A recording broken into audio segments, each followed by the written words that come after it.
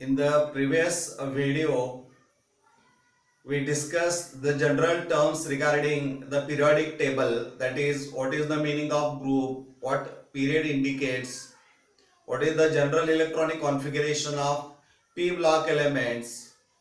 At the same time, we have seen the outermost electronic configuration of group 16 elements, that is ns2np4, their electronic configuration, occurrence. या सगळ्या गोष्टी आपण या पाठीमागच्या व्हिडिओमध्ये पाहिलेल्या आहेत. आता आपण काय करणार आहोत तर या ग्रुप कडेच फोकस फक्त करणार आहोत, ग्रुप 16. आता यामध्ये आपण पुढे पाहणार आहोत की ग्रुप 16 मध्ये atomic and ionic radii, what is the variation of atomic and ionic radio of group 16 elements down a group. आणि हे करत असताना तुम्हाला अक्रॉस द पिरियड हाही विचार इथं करावा लागणारा आहे. म्हणजे atomic and ionic radii of group 16 elements. This is very important. Group 16 elements आपण फक्त इथं विचार करतोय. What is atomic and ionic radii, म्हणजे ॲटॉमिक रेडियस म्हणजे काय असणार आहे. तर तुम्हाला माहित आहे की न्यूक्लियस आणि त्याच्या भोवती असणाऱ्या या ज्या रिंग्स आहेत याला आपण काय म्हणतो, शेल्स. के शेल असेल, एल एम एन या पद्धतीने असणार आहे. एन इज इक्वल टू 1 2 3 4, बरोबर आहे. म्हणजे इथं suppose electron, this is the electron which is present in the outermost shell, that is the ultimate shell. मग the distance between the centre of nucleus and electrons which are present in the valency shell or valence shell, that is the outermost shell. The distance between the center of nucleus and the electron which is present in the outermost shell, that is the valence shell, this distance is known as a atomic radius. मग आता इथं आपण असा विचार केला की n ची किंमत 1 असेल तर न्यूक्लियसच्या भोवती फक्त एकच शेल असणार आहे, त्यामुळे एवढी साईज त्या ॲटमची असणार आहे. n इज इक्वल टू 2 असेल तर इथं मात्र ॲटॉमिक साईज वाढली, कारण 2 शेल्स त्याच्या भोवती असणार आहेत. इथं 3 शेल्स आहेत.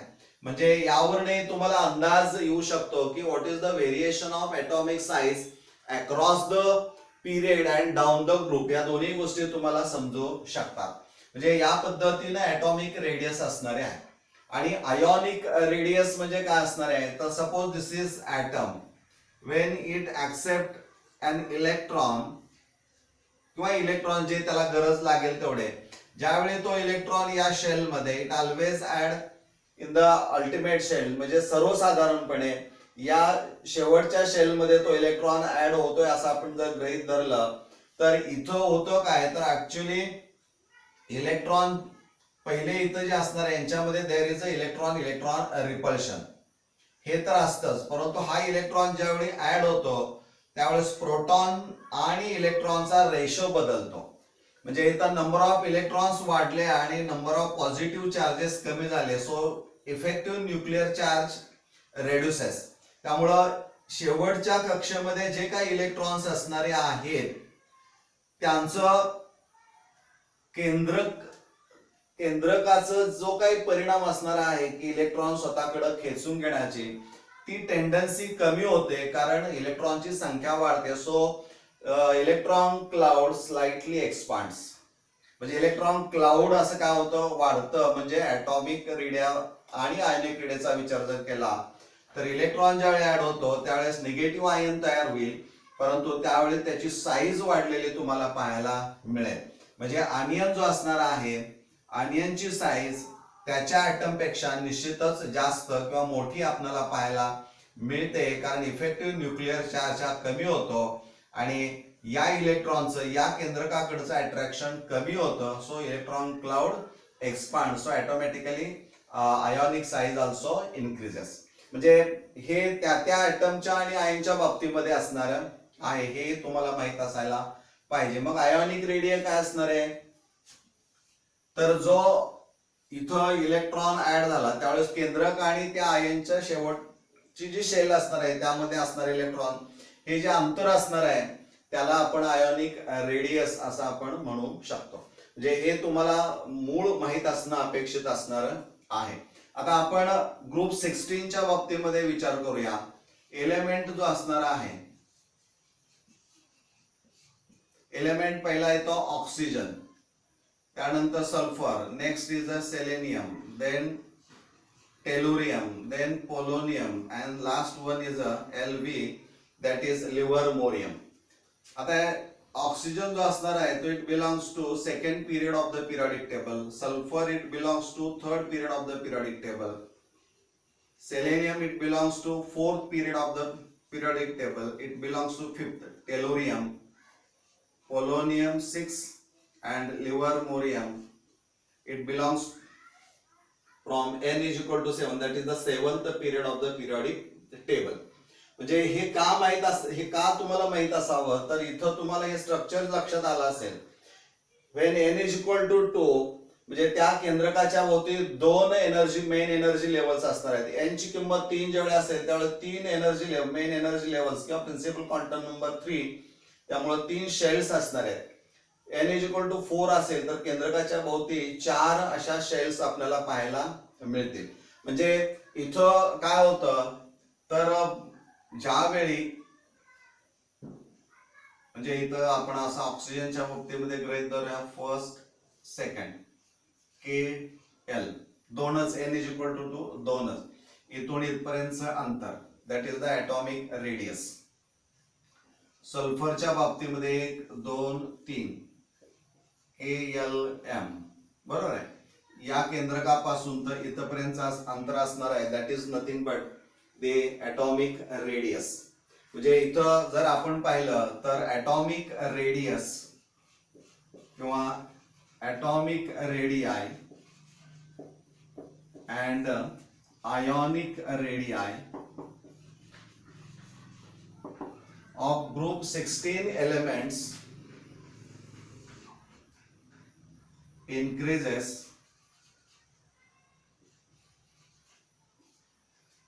from top to bottom, that is down the group. म्हणजे ऑक्सिजन कडून ज्यावेळी आपण लिव्हरमोरियम कडे येऊ त्यावेळेस मात्र atomic and ionic radii both increases. आणि त्यामुळं इथं आपल्याला त्याचा रिझन एक्सप्लेन करता येईल.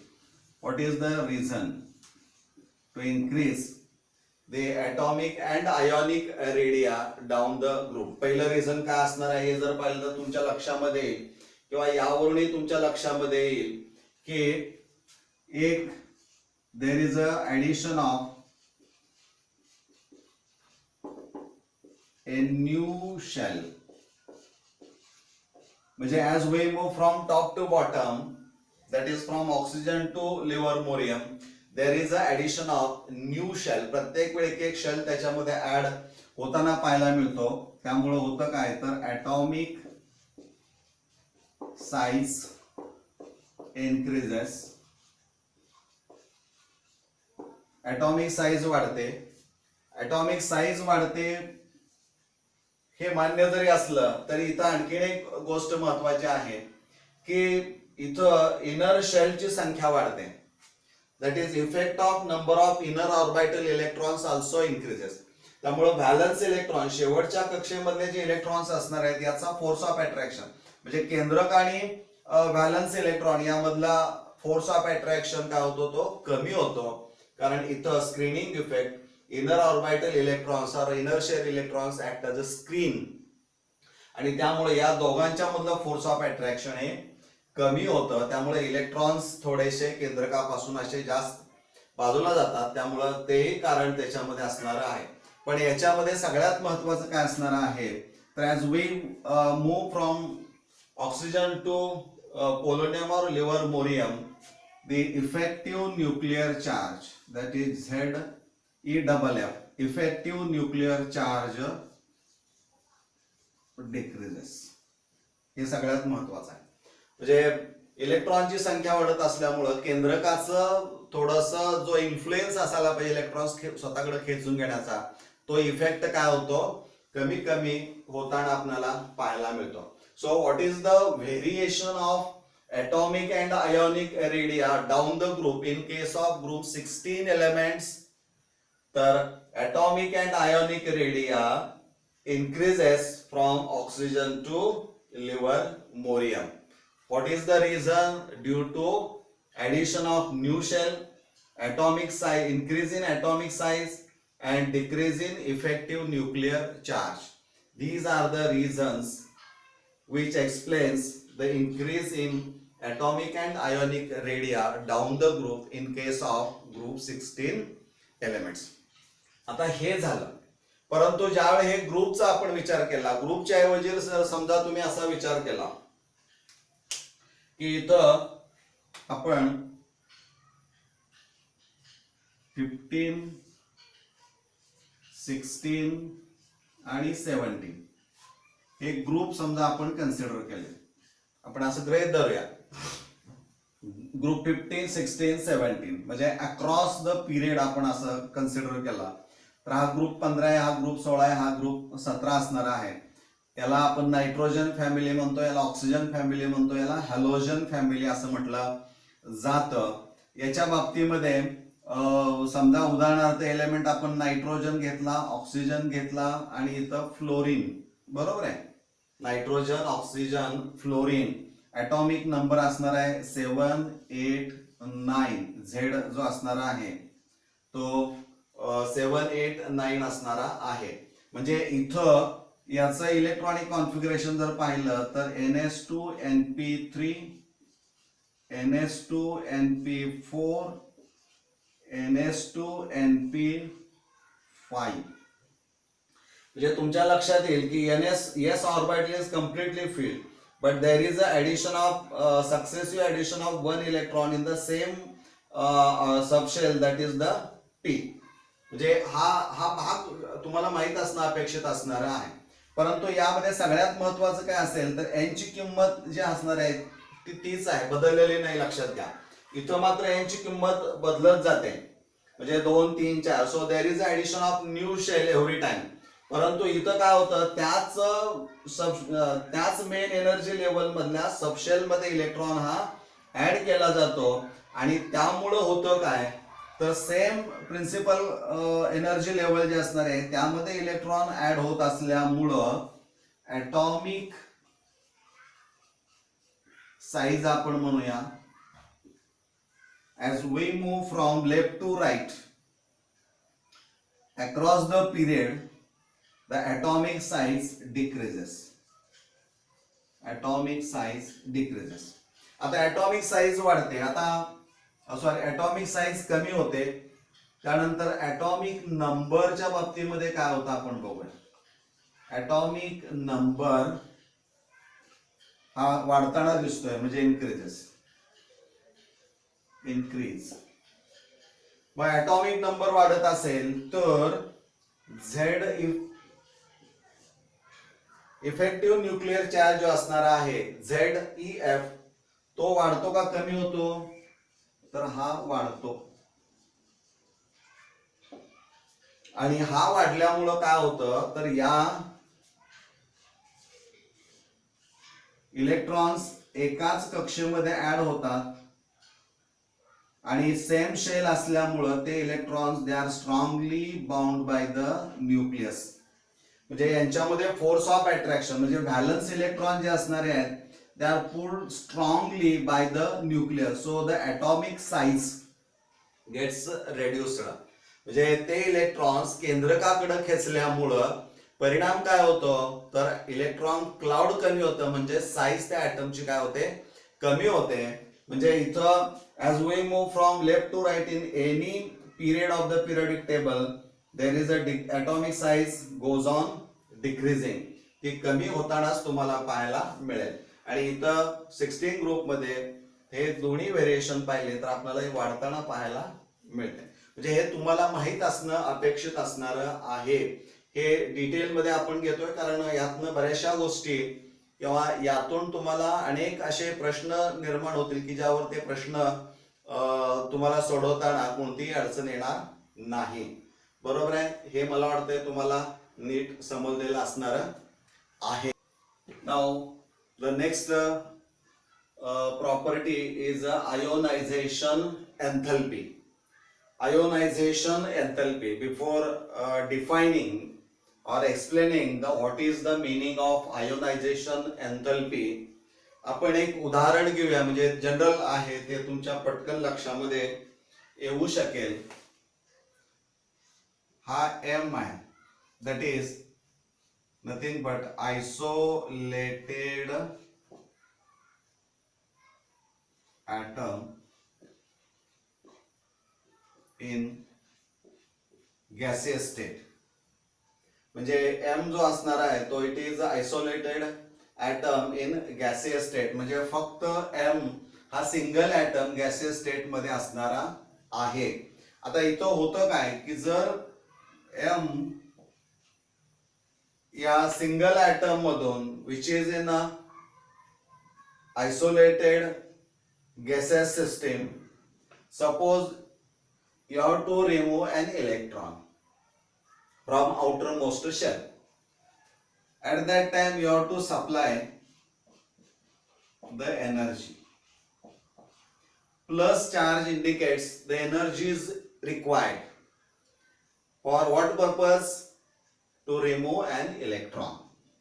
आता तो कोणता इलेक्ट्रॉन आहे तो आपण बघूया. अगोदर एवढं तर लक्षात घेऊया की M जो असणार आहे which is isolated atom in a gaseous state, त्यावेळी त्यातला इलेक्ट्रॉन काढून टाकायचा असेल तर तुम्हाला एनर्जी ही तिथं सप्लाय करावी लागते आणि मग त्यातला एक इलेक्ट्रॉन रिमूव्ह होईल. So there is a formation of mono positive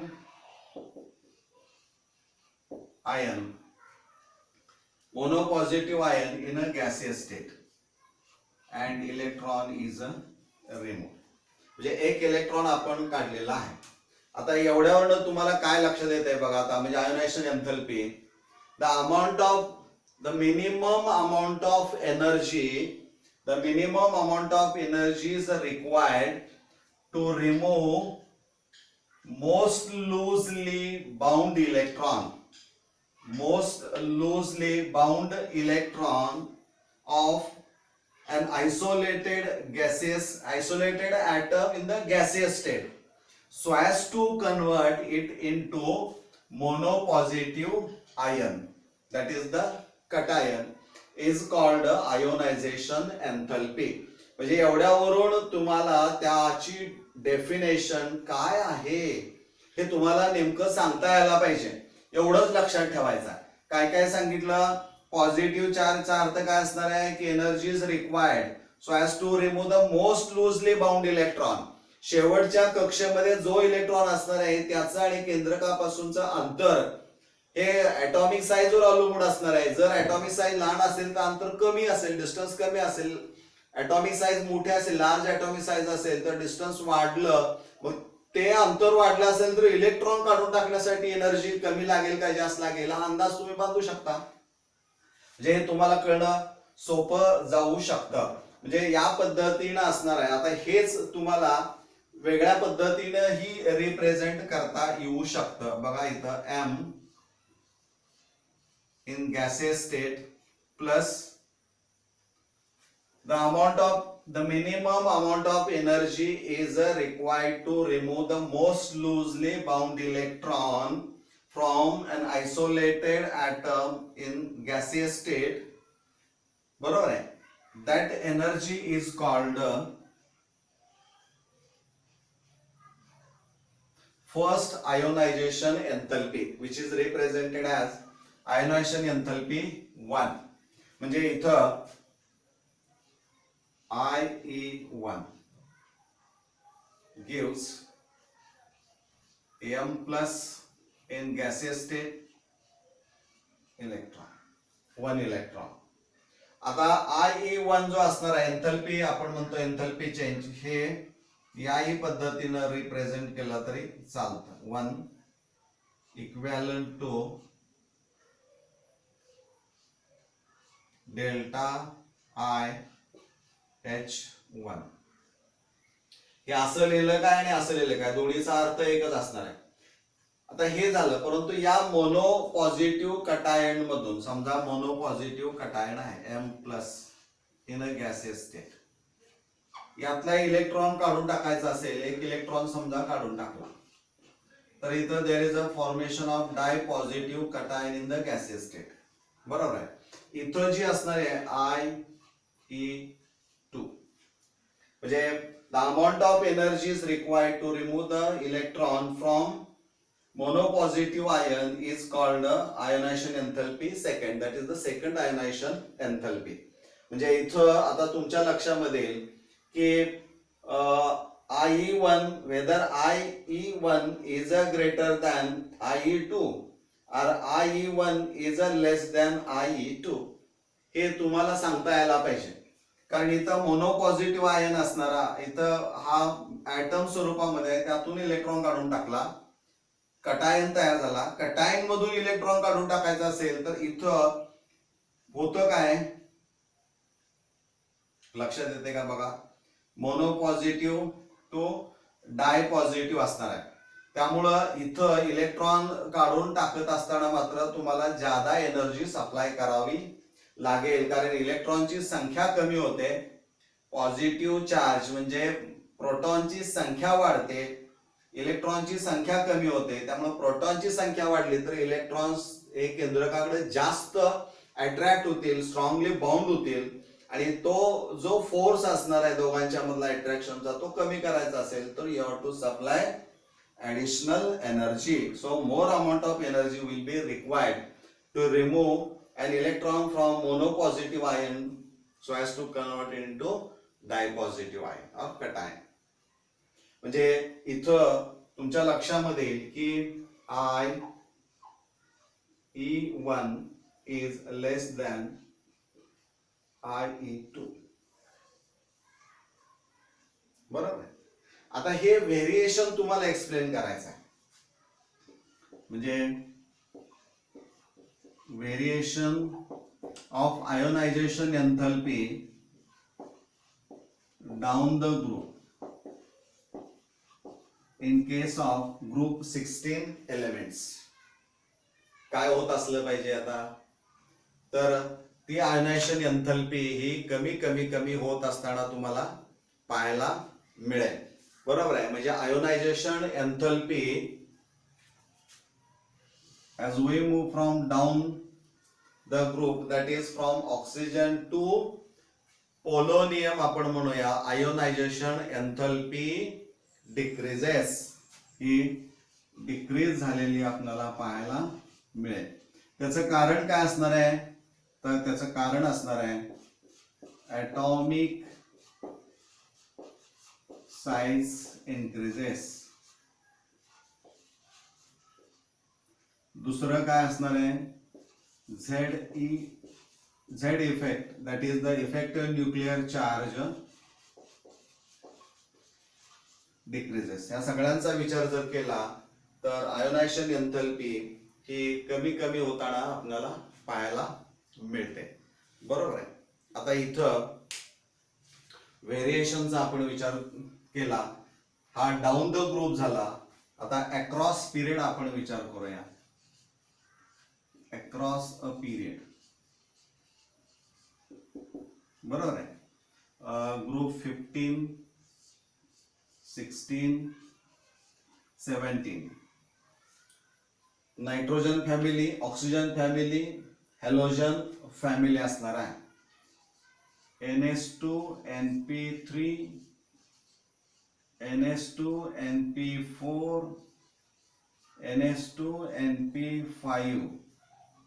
As we move from left to right in a period, the atomic size decreases. With the increasing atomic number and effective nuclear charge. इथं दोन्ही ते factors वाढताना आपल्याला पाहायला मिळत आहेत. म्हणजे ionization एन्थॅल्पी सुद्धा काय होणारी आहे, ती वाढणारी आहे, लक्षात घ्या. कारण जसं ॲटॉमिक साईज कमी होत जाईल तसं इलेक्ट्रॉन केंद्रकाकडे जास्त खेचले जातील आणि त्यामुळे तो इलेक्ट्रॉन काढून टाकण्यासाठी लागणारी जी काही एनर्जी असणार आहे ती जास्त एनर्जी तुम्हाला द्यावी लागेल. कारण तो जो फोर्स ऑफ अट्रॅक्शन असणार आहे तो तुम्हाला ब्रेक करावा लागणार आहे so as to remove an electron. So additional energy or extra energy is required. त्यामुळे हाय एनर्जी इथं across a period ionization enthalpy increases. आता इथं कंपॅरेटिव्ह स्टडी मध्ये तुमच्या लक्षामध्ये येते का बघा. This is the electronic outermost electron configuration of group 15 and NS2NP4 is the general or outermost electronic configuration of group 16 element, that is NS2NP4. आता यावरून काय तुम्हाला सांगायचं आहे ते बघा. इथं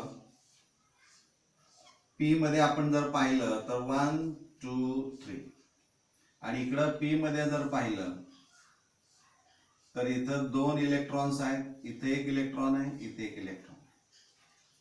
तुम्ही अभ्यासलेलं असणार आहे की half filled if orbital is empty, half filled और कम्प्लिटली फिल्ड ऑर्बिटल जर असेल तर इट गिव्स एक्स्ट्रा स्टॅबिलिटी. म्हणजे जास्त स्थिरता कोण देऊ शकतं, तर जे रिकामा ऑर्बिटल असणार आहे, जे पूर्ण अर्ध भरलेलं आहे आणि पूर्ण भरलेला असेल तर. म्हणजे पी मध्ये 6 इलेक्ट्रॉन्स किंवा 3 इलेक्ट्रॉन्स पाहिजेत, म्हणजे half filled completely filled. D मध्ये 5 इलेक्ट्रॉन्स किंवा 10 इलेक्ट्रॉन्स हाफ फिल्ड आणि कम्प्लिटली फिल्ड. आणि एस मध्ये हाफ फिल्ड आणि फुल फिल्ड असेल तर 1 आणि 2 अशा पद्धतीने असणार आहे. म्हणजे इथं हा P orbital of group 15 elements is a half filled.